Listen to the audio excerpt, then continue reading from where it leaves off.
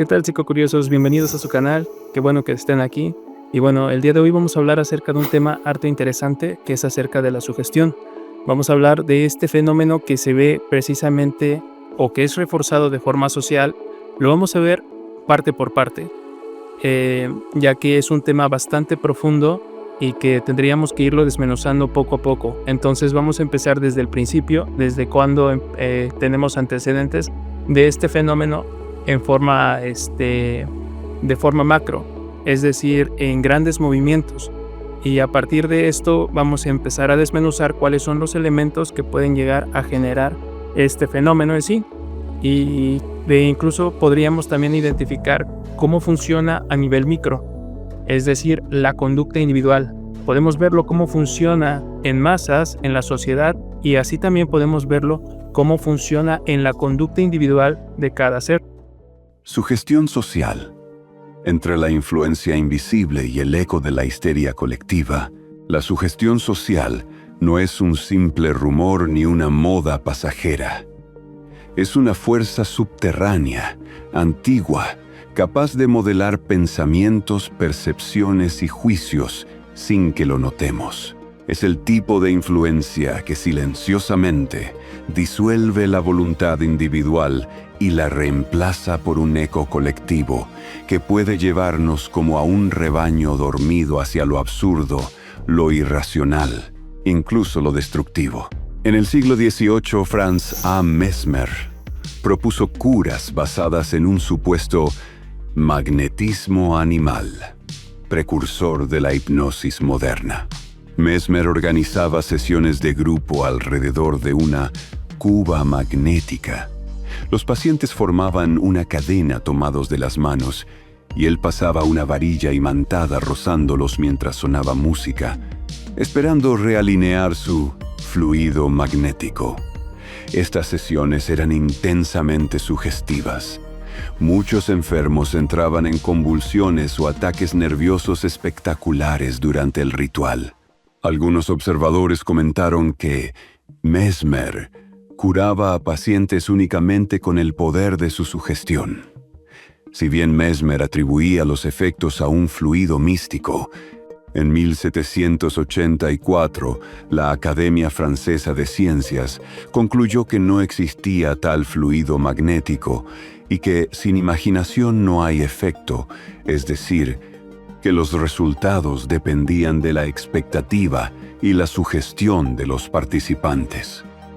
Mesmer, sin darse cuenta, utiliza elementos de la sugestión, ya que al momento de que llega a tener un grupo grande de personas, las cuales son expuestos a diferentes tipos de estímulos, es decir, de rituales que él hacía por medio de música, por medio de que se ponía túnicas, de que generaba un ambiente de misterio en el lugar.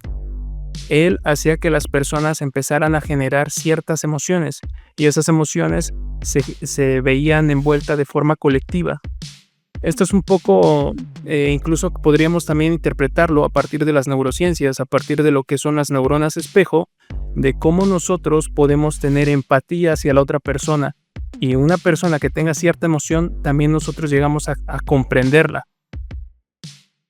En la Edad Media, la histeria no se veía como enfermedad, sino como posesión demoníaca. Las mujeres endemoniadas eran consideradas brujas influenciadas por el diablo y eran perseguidas con castigos atroces, hogueras, torturas. Solo hasta el siglo XVIII-IX, la medicina moderna redescubrió el término. Durante el siglo XIX, la histeria se convirtió en un diagnóstico muy común, llenando sanatorios de mujeres nerviosas. Los médicos de entonces la concebían como una enfermedad física de origen incierto. Se pensaba en defectos orgánicos o neurológicos, en contraste con las antiguas explicaciones morales o demoníacas. En palabras de William James, 1896, pobres histéricos. Primero se los trató como víctimas de problemas sexuales, después de perversidad moral, Nunca se pensó en ellos simplemente como enfermos. Esta confusión hizo que la histeria careciera de diagnóstico claro y se convirtiera en un cajón desastre. Cualquier síntoma inexplicable podía etiquetarse así. La histeria tenía un fuerte componente social. Se observaban brotes de histeria colectiva o en masa, en colegios, conventos o comunidades, donde los síntomas se propagaban por contagio social. Ante el estrés de un caso inicial, las personas cercanas comenzaban a manifestar los mismos síntomas extraños. Este fenómeno fue descrito como un contagio social de la sugestión. Charcot señaló que la histeria podía propagarse por mera sugestión entre quienes la presenciaban. Así, muchas jóvenes imitaban las convulsiones o ataques histéricos que veían en otras, reforzando la epidemia de síntomas. La sugerencia cultural actuaba como catalizador. Cuanto más observaban comportamientos histéricos, en prensa o en consultas famosas, más pacientes creaban episodios similares. Lo que fue la pandemia del COVID-19. Vimos cómo ciertas personas incluso llegaban a tener sintomatologías muy fuertes. Realmente parte de lo que tenían de enfermedad se veía más potenciado precisamente por el miedo colectivo que todos estaban teniendo. Nadie sabía hasta qué punto podía llegar el COVID-19. Entonces se rumoreaban muchas cosas, se veían muchas cosas, las personas tenían mucho miedo. Entonces al final de cuentas el miedo, el pánico y el estrés que tenían al saber que tenían esa enfermedad, su sistema inmunológico bajaba. Tenían ciertas sintomatologías de la enfermedad, pero generaban un cuadro más completo a partir de su propia sugestión. En el siglo XIX había gran polémica científica sobre qué era la histeria. Algunos médicos, como Charcot, creían que era un trastorno del sistema nervioso. Otros, como Kraft y Bing, no lo creían una enfermedad real, sino más bien un fallo psicológico. Esa falta de consenso convirtió a la histeria en un diagnóstico de último recurso. Además, el estudio de la histeria se mezcló con el espectáculo. Jean-Martin Charcot dio famosas sesiones del martes en la Salpêtrière, París, donde inducía síntomas histéricos con hipnosis ante audiencias de doctores y estudiantes. Los espectadores aclamaban o guardaban silencio mientras veían a las pacientes entrar en trance o tener convulsiones, en un ambiente casi de espectáculo científico. Esta teatralización provocó críticas. El propio Charcot llegó a dudar del valor terapéutico de la hipnosis cuando el sensacionalismo oscureció el interés científico. En ese contexto, la histeria se volvió un fenómeno ambiguo, con fronteras borrosas entre la ciencia seria y el espectáculo mediático. Frente a la histeria, la medicina decimonónica aplicó terapias brutales: electroterapia, faradización, baños con electrodos y descargas eléctricas sobre el cuerpo de la paciente. Por ejemplo, se sumergía a la mujer en agua con un electrodo negativo en los pies, mientras el médico recorría su cuerpo con el electrodo positivo, esperando un efecto sedante. En muchos casos esto producía quemaduras, mareos o deposiciones involuntarias. Dispositivos de masaje eléctrico. Se usaron vibradores electromecánicos para masajear la zona pélvica, creyendo que ayudaban a calmar la histérica. El vibrador nació como instrumento médico, no lúdico. Otras medidas drásticas. Se le impedía respirar, se le golpeaba suavemente con toallas mojadas, se la sometía a duchas gélidas, se le introducían tubos por el recto o se le aplicaban hierros calientes en la espalda.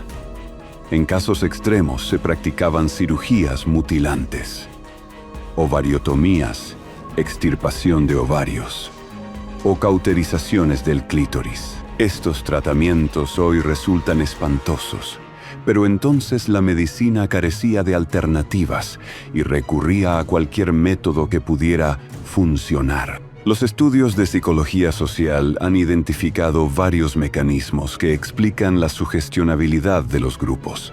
El efecto de conformidad es uno de ellos. En el experimento clásico de Asch, 1951, aproximadamente el 76% de los participantes terminaba aceptando al menos una vez la respuesta equivocada que daba la mayoría. Es decir, la presión del consenso grupal pudo más que el juicio individual. A esto se une el contagio emocional, por el cual las emociones se transmiten de persona a persona. Cuando una emoción fuerte se expresa en unos pocos individuos, puede expandirse rápidamente en la multitud. En consecuencia, bajo la influencia de la multitud, los individuos suelen experimentar una pérdida temporal de la identidad individual y una mayor sugestibilidad. En palabras de Le Bon, la mente individual se fusiona con la colectividad, de modo que se siguen impulsos colectivos sin cuestionarlos. Un reforzador negativo. Te quitan algo que a ti no te gusta y de esa manera refuerzan tu conducta. Lo haces todo el tiempo. Prefieres evitar el malestar a tener el malestar. Ese aprendizaje, esa conducta se aprende desde pequeños y lo vamos realizando, lo vamos generando. En su escuela, a lo mejor había una persona que todo el grupo lo excluía. Ok, llega el punto en el que te dicen tú vas a hacer equipo con esa persona. Solamente tú vas a trabajar con ella. Te sientes incómodo porque vas a trabajar con esa persona que todo el grupo excluyen. Al final de cuentas, sientes esa incomodidad. Entonces, si te dicen, tú trabajas con esta persona o con esta otra, que todo el grupo lo excluye, o con la otra persona que todo el grupo lo quiere por carismático, obviamente tú vas a elegir a esa otra persona. ¿Por qué? Para evitar precisamente ese sentimiento de malestar.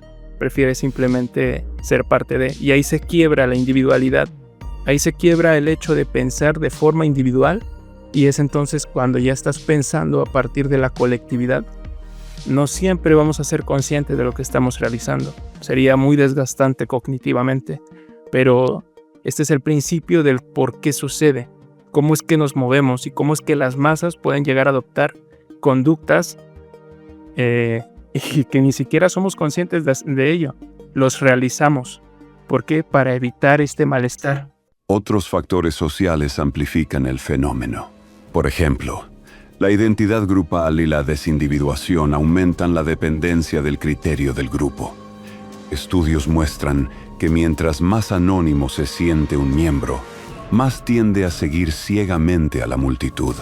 Asimismo, la presencia de líderes carismáticos focaliza la sugestión. Le Bon señalaba que dichos líderes pueden manipular a las masas y difundir rápidamente ideas colectivas con un poder de influencia superior al juicio individual. Finalmente, los medios de comunicación actúan como amplificadores. Hoy, los mensajes en radio, TV o Internet uniformizan narrativas y emociones. Se comenta que los medios de comunicación pueden amplificar emociones colectivas, lo que significa que una idea presentada de manera sensacionalista es más fácil de creer y difundir en masa. En conjunto, estos mecanismos, conformidad, contagio emocional, liderazgo, medios, explican cómo la sugestión opera en grupos. Las emociones y creencias colectivas se realimentan, potenciando comportamientos conjuntos y a veces irracionales. Y bueno, eso ha sido todo. Muchas gracias por ver el video. Denle like y suscríbanse si les gustó. Voy a seguir haciendo más de este contenido. Voy a seguir subiendo poco a poco este tipo de documentales. Y bueno, nos vemos hasta la próxima. Hasta luego.